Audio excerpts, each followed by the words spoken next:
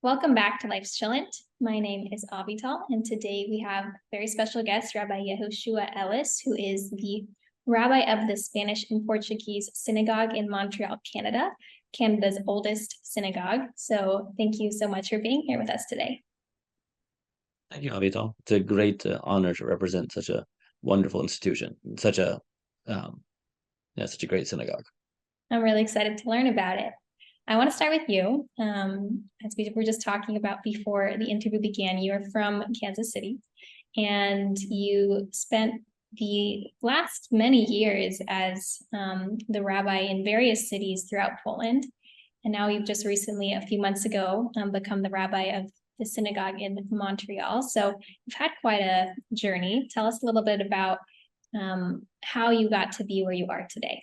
Usually, I started at the end of university, and I didn't want to get a real job, so I looked for volunteer opportunities, and I found an organization. I found the American Jewish Joint Distribution Committee, also known as the JDC, has a really wonderful program. At the time, it was called the American Jewish Service Corps.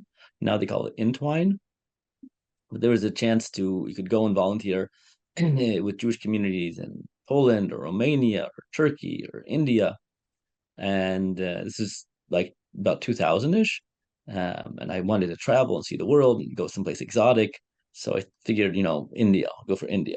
And so I applied, and it was a long back and forth and lots of contact. And finally, um, so finally I went to what ended up being the last meeting, and they said, and I told them how that challenges I really embrace challenges, the unknown.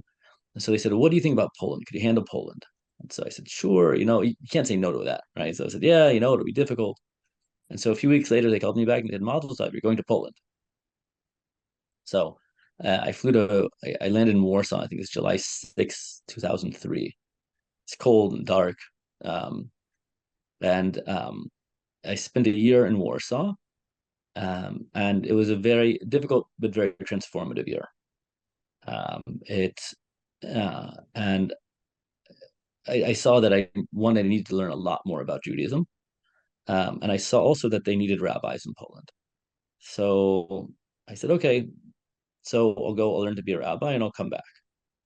So I moved to Yerushalayim, and I spent 6 years in learning in Yerushalayim. During that time, I kept going back to Poland.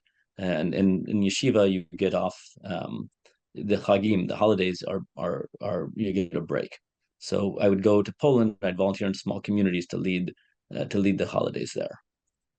So that's how I'm doing. So I met my wife in Poland, and we met in Poland. We married in Israel, and I finally finished my smicha. I became a rabbi in about, I think it was July 2010, and we moved back to Poland. I think it was August 10th, 2010.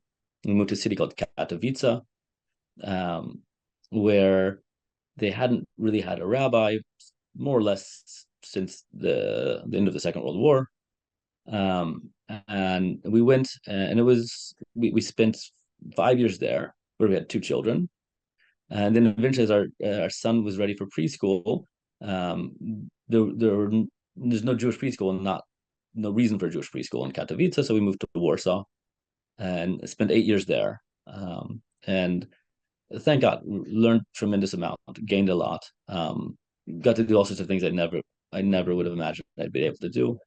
But finally, we got to a point where we needed um, a better place for our kids. Needed where they could have other Jewish friends, and where they could have a good Jewish education. And so we started looking, and thank God we found out about an opportunity in Montreal. I'd heard from a good friend of mine in Poland, is a professor, we often meet in Poland. He's a professor in Montreal, and he kept on telling us about what a wonderful quality of life there is, especially for Jewish children in Montreal. As he said, unparalleled for Jewish children. So when I heard of this opportunity, I pursued it with all I could, and thank God. We've been here; it's not been very long, but it's thank God, my children are so happy at school, and the they have Jewish friends all around them, Jewish environment, really wonderful educators. It's um, us moving here has been so far a tremendous blessing. That's wonderful. I'm very happy for your family and for the Montreal community that they're gonna get to have the skills that you're bringing with you. So even though you're new, you are a great ambassador of the community, and I'm now really interested in learning about the Jewish community of Montreal. The history of the Jews in Montreal, I believe, goes back to the 1700s. Correct me if I'm wrong. What do you know about the history? Take us back a little bit through the origins of Jews in Montreal and through to today. So our synagogue was founded in 1768, um, and I'm actually doing my own learning about the history here. So it's founded in 1768, but for most until about the early 20th century, the number of Jews in Montreal was very small. It was a small group of Jews.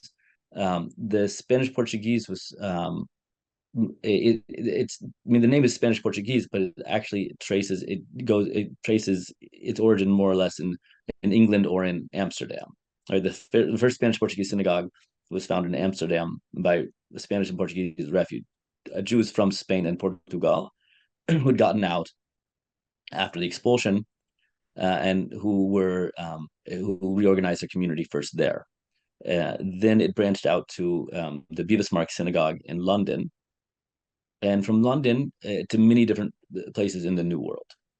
So you have in Rhode Island, New York, Philadelphia. Also some of the islands in the New World also have Spanish Portuguese synagogues. So the early the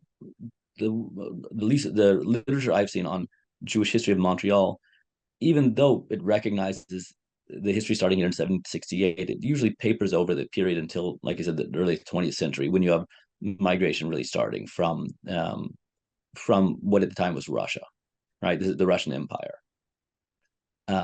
Starting in the starting in 1904, early 20th century, really 1904 to 1914. This is the first big era of large scale immigration. And at the time, Montreal was, I mean, people were coming to New York, they're coming to Toronto, and they're coming to Montreal. New York was certainly the major place that Jews from the old world were moving. Toronto wasn't the city that Montreal was. And so Toronto certainly wasn't the city it is today. And so something like half to a third of all the Jews who were moving to Canada were moving to Montreal. And so those Jews who came over, especially at that time, a lot of them came over after the failure of the 1905 revolution, right? And a lot of them came with revolutionary ideals, looking for somewhere else to plant those seeds. So the early Jewish immigration to Montreal, I mean, after in the 20th century, were a lot of anarchists, socialists, communists, very left-leaning, very socially people with a lot of ideas about social justice and about equitable society. And they moved to a city that wasn't quite ready for them. But they finally when they established themselves in a community, a lot of these people a lot of them were artisans or skilled workers. And the percentage of Jews who were artisans or skilled workers compared to other populations, it's like 2 or 3 times as great. They weren't farmers, they weren't there's some manual laborers, but it was a lot of people who worked in the garment industry, also people owning small businesses, oftentimes stores. And they came here and they established a community. They were very interested in Jewish culture and Yiddish culture. And so they established the Jewish Public Library, which still exists to this day. They established a lot of different free loan societies and mutual aid societies, and they were able to create uh, the basic structures of Jewish society that exist very much in the same way today. So one interesting thing here, we don't have. I'm from Kansas City. In America, every city has a JCC, like Jewish Community Center. We don't have one here. We have the Y instead. The YM or YH, the Y young men or young women. It's a YM or YWHA, Young Men or Women Hebrew Association, right? Kind of like the YMCA, but the Jewish version. But it predates JCC, right? It's an older, it's the same idea, but an older brand. The the society, so the Jews, um, by between the major immigration was between 1904 and 1914, and then with the beginning of World War One, that really got cut off, and then after World War One, it was heavily restricted. Especially, you're talking about a time in history in general where people were very protectionist, and and there was a lot of fear. There was in general there was a lot of anti-Semitism in the world and a fear of Jewish influence. Additionally, in Canada, they were looking more to populate the countryside and to get people out of the urban areas, and that's just not where Jews wanted to go. That's not where Jews were. They're especially Central and Eastern European Jews, very urban oriented. Had no even for in Central and Eastern Europe for a few hundred years had not been in general allowed to work the land, the Jews, and so um, the the immigration was greatly cut off basically until after World War II, when you had when there's some really a bit distasteful. The history of before World War II was disappointing and a bit shocking. The not just Canada, America, and the whole world, but the callousnesses with Jewish refugees, people were looking to just survive, were dealt with. Um, uh, Afterwards, though, there was the biggest immigration to Canada of Jews happened after World War II. A tremendous amount of survivors who came over, and thank God you already had, and so the Jewish society in Montreal mobilized very heavily and did as much as it could um, before and during the war to try and help Jews in Central Europe and in Eastern Europe, or Europe in general, with limited success, but not for lack of trying. They're also very busy here fighting anti-Semitism, and to some degree quite successful. They were organized. They had their methodologies.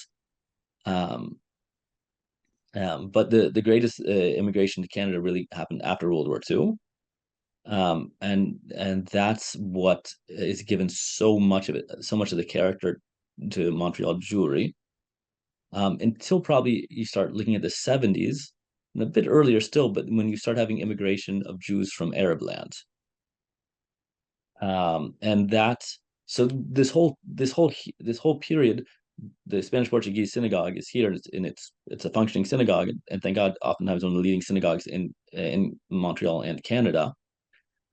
But by and large, the character of it is mostly Ashkenazi. Even though Spanish Portuguese sounds Sephardi, the vast majority of the Jews here and the vast majority of the people in the synagogue were Ashkenazi Jews. In 1970, or in the early 70s, I don't know the exact year. I believe it's 1970. The Iraqi community they made the burgeoning Iraqi Jewish community in Montreal came to the Spanish. They'd been praying somewhere else. Finally, they found they found a home in the Spanish, and that so first the Iraqi community, then the Moroccan community, and also the Lebanese community, and also with them other Jews from Egypt and other places. So they started making the Spanish their home, and that changed. I'm sorry, the Spanish Portuguese synagogue, we call it the Spanish. So that really that greatly changed the culture of the Spanish, and that's more or less the culture of it today.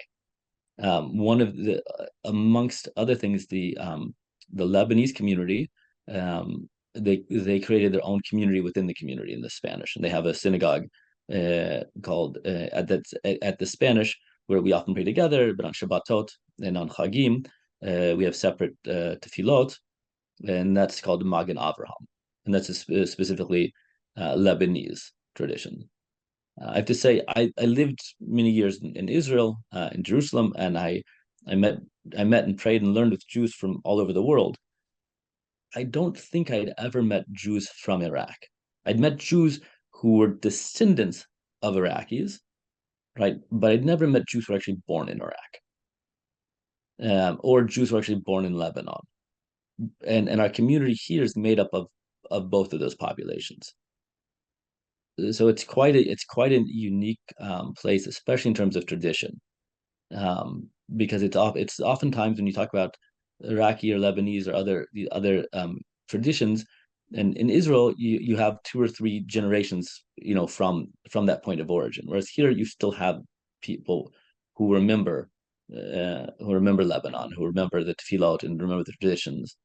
That's incredible. And I did have the pleasure of speaking with Chazan Ben Lolo from your synagogue about Sephardi Judaism, and very unique that you have those demographics in right in your synagogue. As you said, most Jews haven't met Jews actually from Iraq or from Lebanon. So that's fascinating.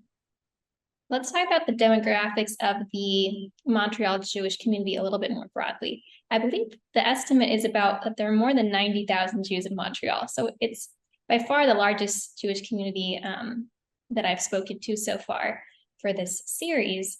So are most people also immigrants? Are a lot of the people in the Montreal Jewish community Canadian as well? What is the sort of breakdown of the population? Montreal used to be, but it's no longer the largest Jewish community in Canada. That's now Toronto. And this is also an important part of Montreal Jewish history, is Montreal history in general, and that has to do with the separatists. Right? There's a big movement of French linguistic separation, and it was in the 70s. It was very strong, and even had violent expressions of bombings and other things. And when that happened, and since then, there's been the language laws here have become more and more restrictive regarding the necessity to use French, and attempts to exclude English from the public sphere. In doing so, it's changed Montreal greatly. Until 1970, Montreal was the biggest city and was the cultural capital of Canada. And with this move to clamp down, it's shifted very much to the point where that is the title. Both of those titles, in terms of largest city and cultural capital, I think both are held clearly by Toronto. The amount of institutions to deal with Jewish life, to create Jewish life, and to encourage Jewish life is much greater than you'd have for a population its size anywhere else in the world. Part of it has to do with the loss of population. Part of it also has to do with unique culture here, which I'm still very much coming to understand myself. And part of it has to do with the character of Montreal. My experience is that multiculturalism in Canada is different than multiculturalism in America. America, it's very much the melting pot model, whereas here it feels much more like the salad bowl model. Meaning there are, so the synagogue is located in the neighborhood of Côte de Neige, and Côte de Neige is the most cosmopolitan part of all of Canada. Something my son is so very happy about. He told me that, he gave me that number. He gave me that fact. And so it's very interesting. On the street here, there are so many different kinds of people interacting. And it's not like New York City, where it's everyone wearing similar clothing, working to be working towards a similar culture. Rather, it feels much more tribal. That there are these various different groups. They each have their community structure, their community norms, and which are very much connected not only to maybe the original place of origin, and there's a great desire to keep and uphold those, in terms of dress, in terms of food, and even language. Um, and so and the and it seems that from my understanding of history and culture, we helped to originate this structure and this pattern, where the Jews came in and assimilated to much to Canadian values, but not necessarily Canadian culture, and they assimilated Canadian values that work with Jewish values. So even the famous the one of the most famous dishes here is poutine. And if you've heard of it, poutine, it's French fries with cheese and gravy. So almost every kosher restaurant you can get poutine. I mean, either it's either the cheese is fake or the gravy is fake, but they all have them. It's very much it's part of the place and it's part of Jewish Montreal very much. Certainly, one thing I enjoy a lot about our synagogue is you hear at least 4 or 5 languages every day in the morning. I mean, there's English and French, but there's also Hebrew and Spanish and Arabic. In fact, I was at a bar mitzvah party the other night, and when and the table I was at, everyone spoke English, but when I would leave, they'd all revert to speaking Judeo-Arabic. That's fascinating. Yeah, and so the the feeling I have here is that the Jews, we're we're one tribe amongst many here. Um, that being said, we've also done it. Montreal is very much a Jewish city. We've been here since we've helped to create the city and to shape the city, and to give to give the physical infrastructure here.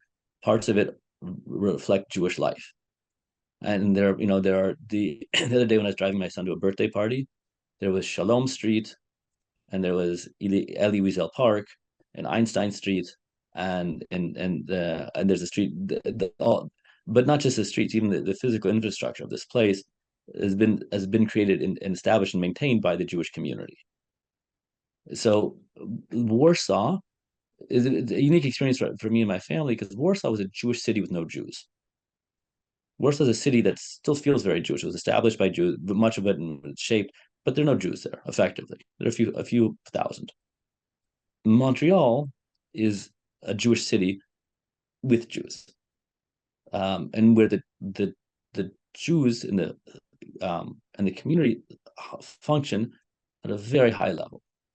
That's a very beautiful and unique thing, and very interesting how you described it about like it's the city with a Jewish infrastructure and the Jewish people compared to Warsaw, which like had the infrastructure but lacked the people.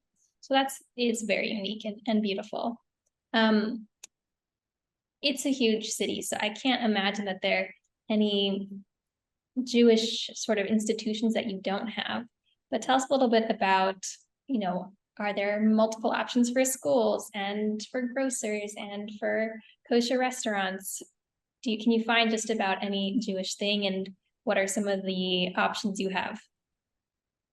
Yeah, the amount of Jewish institutions is remarkable. The schools, when we came here, we interviewed with 4 different schools, and there are at least 3 Jewish day schools. There are at least 3 that we didn't interview with, mostly because they're French only. But there are at least 7 Jewish day schools here. Not there's day schools in high school. In high school, there are a few less, and that doesn't include yeshivot. There are also yeshivot for small children. And how many there are of that, I have no idea. But that for a city with 90,000 Jews, that's already 7 day schools. 7 day schools for any city is pretty remarkable. There are so in terms of number of restaurants, I believe is around 26. But these also include, I think, bakeries. There are 6 Eruv in Montreal. It So it is really, there is so much here. Thank God where the synagogue is now in Côte-des-Neiges, up to 40, maybe 30 years ago, was a very Jewish area. But as the demographics of Jews have changed, they've moved out. They moved more into neighborhoods called Côte Saint Luc and also Hampstead, which are not that far, but a bit outside. But so much of the Jewish infrastructure is still here. So down we have the Holocaust Museum, the Jewish Public Library, the Federation, the Y, the 2 of the Jewish schools, and the Jewish Theater are all within a 2 or 3 minute walk of this synagogue, as well as at least 2 or 3 other synagogues. Even though in this area the Jews don't live so much, it's not that far. Likewise, the grocery store next to us, thank God, has a Jewish butcher and Jewish cheese section, kosher butcher and cheese section, and many kosher aisles. Certainly for us, it's still me and my children, whenever we go grocery shopping, we still get very excited to see the abundance of kosher items, and the abundance of Jews buying them. In other infrastructure, there is, in terms of cemeteries, there are numerous. I don't even know how many Jewish cemeteries there are here. All the ones I've seen, I have to say, are very well maintained. I dealt a lot with Jewish cemeteries in Warsaw. They're well maintained, and some our cemetery is one of the oldest in Montreal. It dates back to the oldest grave there, I think, that I actually 1858. Before that, there was a Jewish cemetery that was downtown that was liquidated at one point, and the bones were moved elsewhere. A lot of the initial Jewish infrastructure of Montreal was all downtown, and all that area is radically changed, and all of the places there have moved. But a lot of the things established already in the beginning of certainly the 1920s and 30s, those are very much here. Our synagogue was finished in 1947, and this is the 4th location we're in. I'll add something. We have a Hasidic part of town. Not only do it, like, so not very far from our area, there's a place where there's a lot of Chabad. So you have a lot of Jews walking around with kippot and things like in tzitzit. But there's also Outremont, which is a Hasidic part of town, where you see Hasidim wearing the bekisher all the time, walking on the street, and which, again, for a city of 90,000 Jews, you wouldn't have expected. It feels like, you wouldn't say it feels like the Lower East Side or Brooklyn, but it has that. Also, one thing, I got to meet when I first came here. I had a meeting with the Jewish social services here, and really remarkable. Any Jewish student who needs any Jewish family that needs help, they have infrastructure for it. Whether it's helping people to deal with, God forbid, poverty, or whether it's helping students deal with learning disabilities, whether it's they not only do they have infrastructure to help Jewish people who are sick, they have infrastructure to help their families. It's really it's a very well developed and very sensitive community like that. That's very special. I'm very glad to hear that all of those resources are available for people in the community who need it. If you think about, like, let's see, it was Maimonides' Principles of Giving, right? He had like the 12 Principles of Giving, and it's like 2-year community first. So that's really beautiful that that's being embodied here in Montreal. Let's talk a little bit about, we will get to the strength, but let's talk a little bit about the struggles that the Jewish community in Montreal faces. And that can include anti-Semitism, but is of course not limited to it. With the beginning of the war on October 7th, and the deluge of global anti-Semitism since then, there's been there's been a big shift here. So first thing I'll say is that we heard starting October 7th was Shabbat. We started it was Chag, so we weren't looking at our news, but we started hearing reports already on Sunday, October 8th. There were before when Israel was still under attack, there were already anti-Israel demonstrations downtown in Montreal. There is Montreal is very much a university city. There are a lot of universities here, and it's a city with a lot of immigrants from the Middle East. So there's a lot of anti-Israel feelings, and there have been, amongst other things, there have been numerous attacks on Jewish institutions. I've not heard. I mean, I know that certainly I've heard that from that students have a lot of problems in universities. I've not heard of physical attacks on people, but there have been attacks on empty Jewish buildings, including a gun being fired at a school right next to door to our synagogue. And it's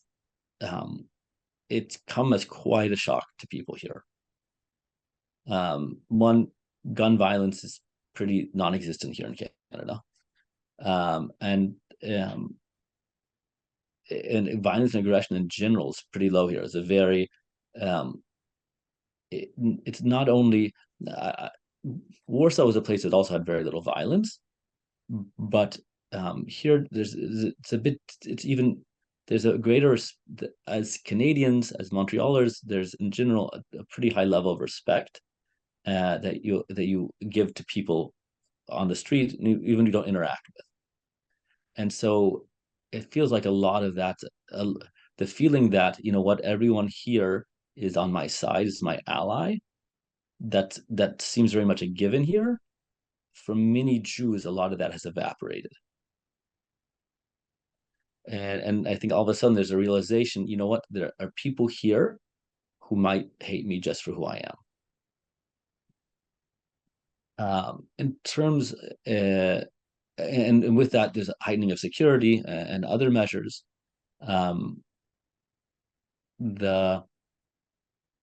There were occasional.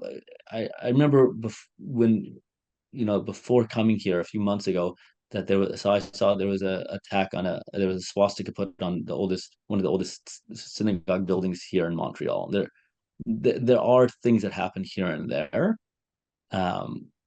In general, even with what's happening, and even with these small scale attacks, I've not seen any evidence of people or heard. I heard something at the beginning, people saying maybe, but I've not heard of anyone, certainly not taking down mezuzot, but even not walking around in the kippah. I mean, it's winter, so everyone's wearing hats anyway, right? But there's been this initial shock, and certainly there's been a lot of work with the authorities, and the police are making their presence known much more, and thank God they're very cooperative with us with this. I don't know that I've not. There've been many rumors, and rumors are usually just rumors. I've not heard of anyone actually who's told me of having any anti-Semitic incident, even words, or except at maybe demonstrations, anti-Israel demonstrations. But my data is pretty poor, right? You can't. I don't know if you can. It's all just things that I can report. I don't feel any more vulnerable or less safe walking in a kippah and tzitzit than I did previously. We now have guards. Now whenever the synagogue is open, whenever the doors are open to the public, we have guards, which we had usually. Now we have always. And these things I'm sure are happening everywhere, but I can't report more than that. Well, I hope that it will continue to stay that way. All these extra security measures will just be good measure and won't be necessary, but it's of course important to take that. And I think what you were saying, the sentiments of Jewish people in your community is something probably a lot of Jews can relate to around the world, of like feeling that they sort of had this safety that's now being questioned just based off of their identities. Um, Switching to a more positive note, what are some of the strengths you've observed in the past few months of the Montreal Jewish community? What makes it unique? Tremendous amount of unity. Uh, the the everywhere I've been, there's always a bit of a Ashkenazi Sephardi divide, um, and there's some of it here, but still such a tremendous amount of unity. And the Ashkenazi Sephardi divide feels much more cultural than like political per se. There's an assumed understanding of the importance of being Jewish and of living Jewish life. It feels like there's no need to convince people here of the value of Judaism. Rather, it's more about developing it and directing it. Um, the the Almost every event that I've been to, any Jewish event, the food is always kosher, which is quite remarkable. And this is, and it's under in general, it's understood that we need to make things function for everyone. Um, so one story I tell is really, we applied for financial assistance for our kids for school, and they asked us how much we could pay, and so I gave them a number which I thought we could, which we'll feel it, but what we could afford, and they ended up asking less. Um, there's um, there's like I said, everyone understands the value of Jewishness here and understands that we all have to do our part. And for some people, it's contributing money, and for other people, it's taking their kids to school. But those are both part of this contribution of this social contract here. Montreal Jews are very proud of their community, and reasonably so, which I think gives it a great chance that it'll continue to be such an amazing community. No one, I don't think, I'm sure people can't appreciate it. They don't quite, of my perspective, my family, they can't quite see what a jewel it is as we can. But certainly people understand that it is something unique and it is something special, and that people do take part of it and benefit from it. That's amazing. I think it's very, very unique for such a large Jewish community to have that unity that you're describing. That's something that's hard enough for small communities, but for such, again, a large Jewish community to be feeling that sense of we're all part of this one nation is very, very special. What are some of your hopes as you're just beginning your journey here in Montreal? What are some of your hopes for the future? First and foremost, to be able to, my on a personal level, I very much hope that I can develop here, that my children can sink their roots here, and to use the fertile ground here to really grow and develop themselves, and to become sensitive and responsible Jews. For the synagogue, my immediate community, we still need to wake up from COVID a bit. There's still a lot of and we have to get more dynamic. We have to, the general needs that many synagogues have, but we have as well. We need to get younger people more involved, and we need to find a way to create greater and more central connection between people and Judaism and people and God. thank God we have so many of the things already in place. We have a really wonderful community here that really love this place and feel connected here, and they're proud of it. So I hope to be able to capitalize on that, and to get um, more people here more often, and get more people more connected to each other, more connected to the synagogue, and feeling more connected to our tradition and to God. Um, the This is such a broken time for our nation.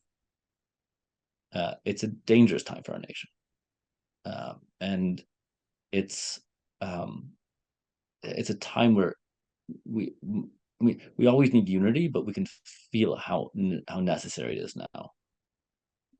And I hope that not only that we can keep increasing it here, but we can help show the rest of the world what what what Jewish unity means, and what living in community means. This is something that we lose a bit in Israel because we're a Jewish society. We forget that we need a Jewish community as well. So I hope that we can help bring this the message of unity, not based on necessity, but based on our shared connection, our shared past, our shared connection, and to build a shared future. That's beautiful. And I wish you so much luck and success in your new role and in your new community. And thank you so much for being here with us today. And if people want to learn more about the Spanish and Portuguese Synagogue of Montreal, or if they'd like to make a donation, I will leave that link in the description below. But thank you so much, Rabbi Ellis, for being with us today. Thank you, Avital. And may we keep getting stronger, growing more unified, and may our ability to express love for each other and for others be an example to the world. May this war of hatred unleashed upon us, may we all be able to respond with more love, and in greater connection. And I hope that will be true. Thank you again.